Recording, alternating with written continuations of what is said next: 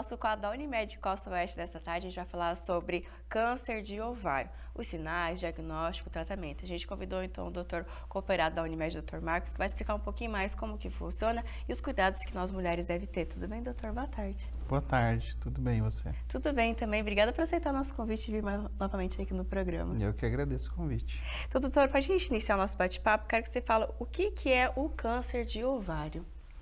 Então, o câncer, de uma maneira geral, são doenças em que consistem da proliferação maligna de células, né? Então, células que acabam sofrendo mutações se transformam em células malignas e começam a proliferar, gerando tumores.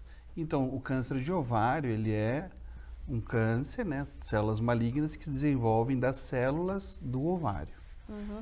E doutor, como que funcionam os estágios desse tipo de câncer? Ele tem vários também, como os outros também? Isso. Todo câncer, ele tem estágios iniciais e estágios avançados. Uhum.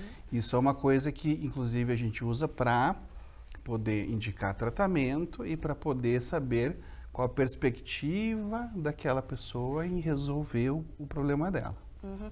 E doutor, existe fato de tumores no ovário que também se tornam benignos também?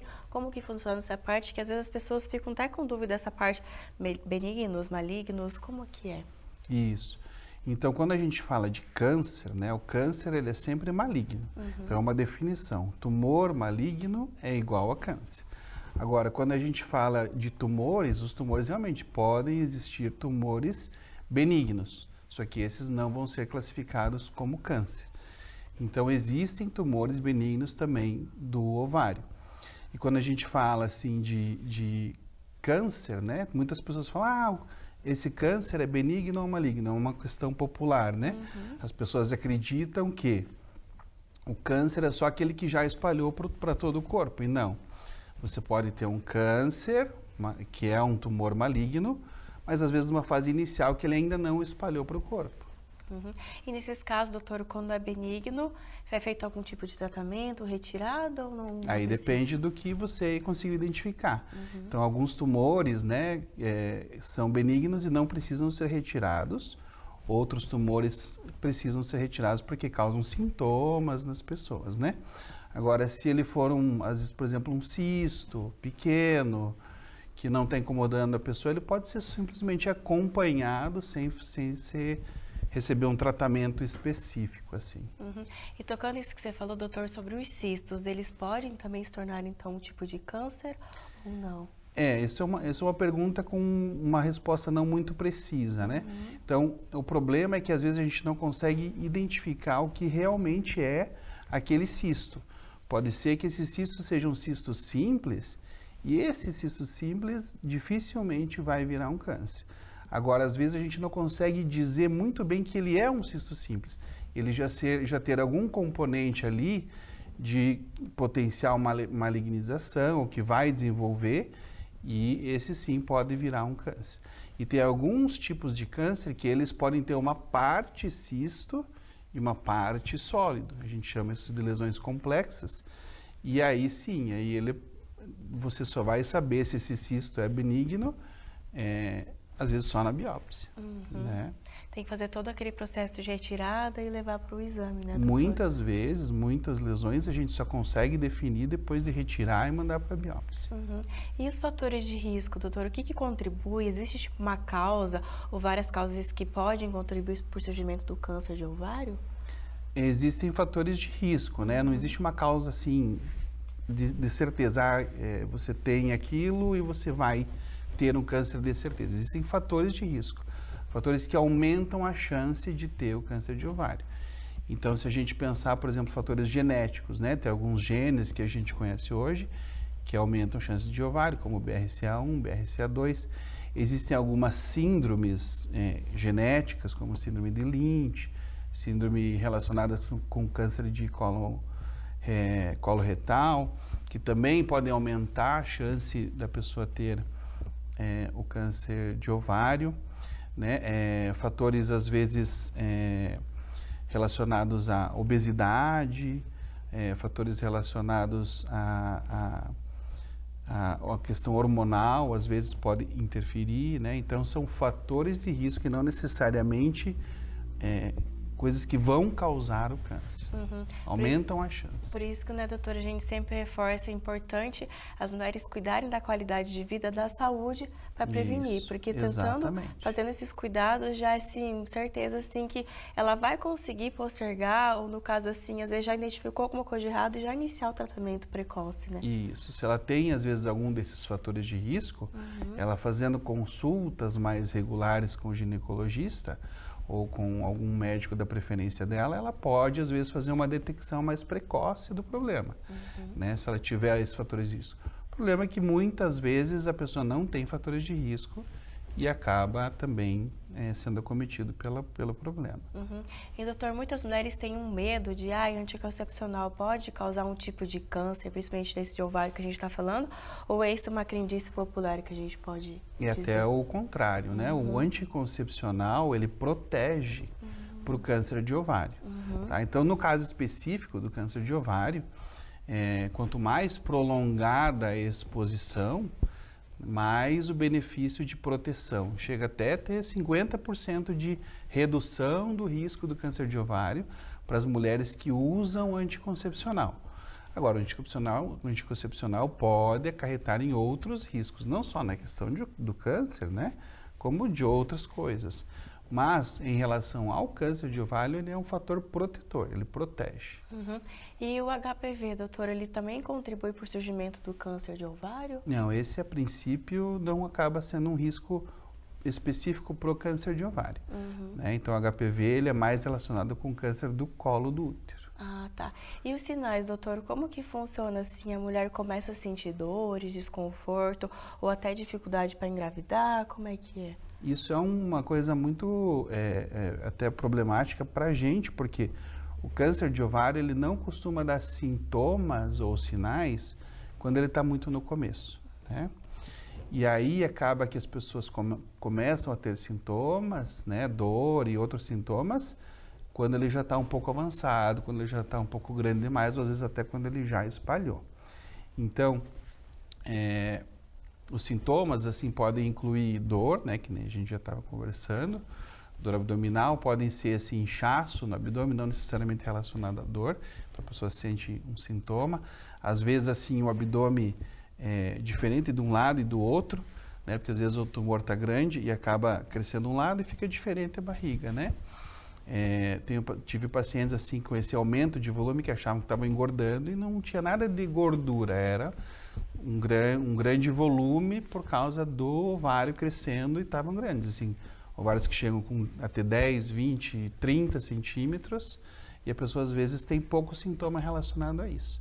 Às vezes pode ter sintomas assim, relacionados à compressão da bexiga, então tipo, tá toda hora querendo ir no banheiro tal, e é o ovário apertando.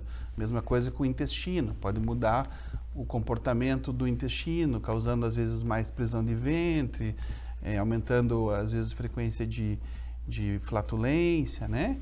Então pode mudar o dia a dia do intestino e essas mudanças do corpo que tem que ser investigadas. E como você falou, né, doutora, essas mudanças, e tocamos a parte dos exames, que é importante sempre fazer essas consultas periódicas, mulheres terem esse cuidado, porque como você falou, é um difícil diagnóstico, às vezes quando descobre já está super avançado. Né? Exatamente. A mulher, ela tem que fazer a consulta periódica com o seu ginecologista por diversos fatores. Então a gente já conversou sobre contracepção, então tem que estar sempre conversando com isso. E tem um risco maior, que é o do câncer do colo do útero, que é uma coisa que tem que começar a ser pesquisada muito mais precocemente. Então, lá no início da idade jovem, ali a partir dos 20 e poucos anos, já tem que começar a se preocupar com isso. Então, essa frequência, por esses outros motivos, acaba sendo uma coisa que, conversando com o seu médico, explicando como é a sua vida, o médico também vai te conhecendo, se algum dia aparecer algum sinal de alarme, as coisas vão ser mais facilmente identificadas. Então, se o teu médico conhece bem, ele vai saber que teu intestino funciona regradinho e, de repente, está funcionando a cada 2, 3 dias. Então, isso foi um sinal de alarme para o seu médico já pensar em alguma coisa. Então, é importante, né, a mulher já quando começa a ter a sua vida sexual ativa, já começa a fazer o acompanhamento com o Papa Nicolau, né? E nesse acompanhamento, depois ali na faixa dos 40 anos, ela vai precisar começar a fazer o acompanhamento da mama. E dentro desses acompanhamentos que a mulher sempre tem que ter, né? E não só por causa disso, eu estou falando especificamente de casos de câncer, mas ela tem que ter outros tipos de acompanhamento. Isso vai também fazendo com que seu médico te conheça e isso pode facilitar, às vezes, um diagnóstico. Com certeza. Doutor, você tocou na questão do Papa Nicolau, ele funciona como um exame de diagnóstico do câncer de ovário ou não? No caso do câncer de ovário, não. Então, o Papa Nicolau, ele avalia o colo do útero, e só na porção que fica assim, exposta, digamos assim, entre aspas, para fora da barriga. Então, ele é para fora da barriga, acessível através, né, do conduto vaginal. Mas ele não fica dentro da barriga e o ovário fica dentro da barriga. Então, a única parte que a gente consegue acessar pelo Papa Nicolau é o colo do útero, que é aquela pontinha que fica para fora. E para fazer, então, o diagnóstico desse tipo de câncer, como que funciona, doutor? Através da suspeita, né? Se, às vezes por algum sintoma, você pode fazer um ultrassom transvaginal, que é aquele ultrassom que é feito daí por baixo, né? Pode ser feito também ultrassom abdominal, mas a imagem que se consegue se captar é inferior, né? Melhor um ultrassom transvaginal. Tem exames de sangue que podem ajudar no diagnóstico, que é, por exemplo, o CA-125, que é um marcador que às vezes as células do câncer produzem. E aí, mantendo a suspeita, se esses exames mostram alguma coisa, você tem que progredir daí a investigação com exames mais aprofundados, como, por exemplo, uma ressonância magnética de abdômen, às vezes um PET, né, que é aquele exame de corpo inteiro, se você tiver alguma dúvida. Mas, no geral, se a gente acaba suspeitando da lesão, o melhor é partir, às vezes, para retirada, biópsia, que é isso que vai ser o confirmatório do problema. E depois, doutor, que foi confirmado, como que é esse tratamento? Claro que vai muito de caso, de como que foi identificado, mas assim, até para nós mulheres ter uma clareza de como que funciona o tratamento desses tipos. O tratamento, ele pode ser multimodal. Que quer dizer isso? São várias modalidades de tratamento e elas variam conforme o estadiamento do problema. Então, se a gente identificar um estadiamento bem inicial, que está só acometendo somente o ovário, pode ser que a cirurgia seja a única modalidade de tratamento. Às vezes, ele está um pouquinho mais avançado, daí você tem que associar a cirurgia com quimioterapia. Às vezes, ele está num estágio que é muito mais benéfico fazer só a quimioterapia. Então, varia muito do estadiamento e de como as coisas estão acometidas para a gente conseguir definir qual tratamento.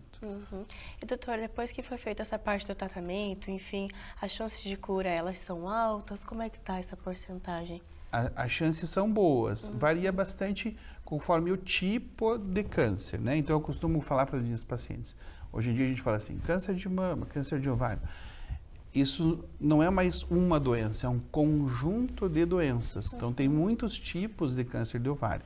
O ovário tem várias células, tem células epiteliais, tem células germinativas, né?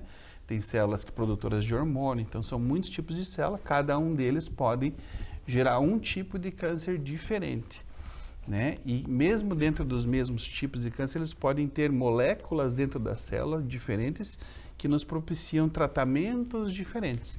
Então, hoje a gente tem tratamentos imunológicos direcionados, às vezes, a uma proteína que tem dentro de uma célula do câncer, né? Então, isso aumenta as taxas de sobrevida. Ao mesmo tempo, é que se é uma célula de um tipo, célula de outro tipo, também podem dar perspectivas diferentes. Mas, para ter uma ideia, células, por exemplo, tumores de células germinativas, células hormonais, eles têm mais de 90% de chance de cura, né? Células epiteliais, aí, dependendo do estadiamento, pode às vezes cair um pouco mais, às vezes tem uns 70% de cura nos estágios um pouquinho mais avançados, mas mesmo assim são bons resultados. O problema é que, descobrindo em estágios mais avançados, a chance de cura é menor. E o problema é que o câncer de ovário acaba sendo, pela dificuldade que a gente comentou, descoberto em estágios mais avançados. E, doutor, para a gente finalizar o nosso bate-papo, como que pode ser prevenido, então, o tipo de câncer de ovário? Você já falou várias dicas, mas até para as mulheres ficarem atentas, se cuidarem, e que a prevenção é o melhor caminho sempre, né? Exato. Então, assim, de uma maneira geral, né, hábitos saudáveis de vida. Então, boa alimentação, evitar a obesidade, exercícios físicos, alimentação, né? E aí, entrando na parte mais específica, né? O uso de contraceptivos orais vão ajudar, né? A você ter uma redução do risco e você tem que tentar reconhecer riscos individuais, né? Então, por exemplo, se você tem algum familiar que teve câncer de ovário ou se você teve um familiar que teve algum tipo de câncer, essa informação pode ser usada para tentar avaliar se você pode ter esses riscos genéticos. Tendo esses riscos genéticos, você talvez consiga fazer algum procedimento específico para a prevenção. Doutor, obrigado novamente pela sua participação.